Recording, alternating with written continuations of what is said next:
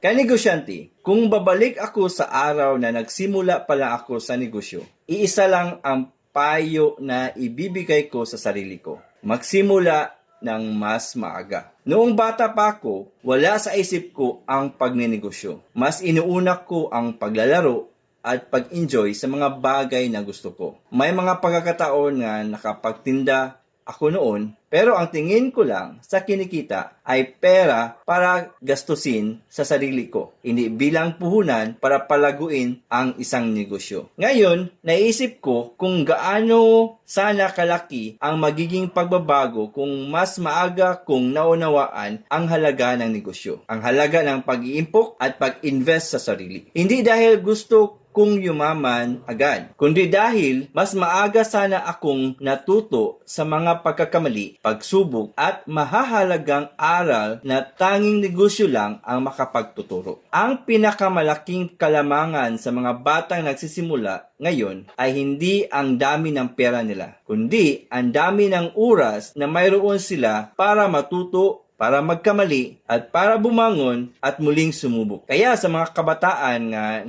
nakarinig sa vlog na ito, huwag niyong hintayin ang tamang panahon. Simulan ninyo kung ano ang kaya ninyo ngayon.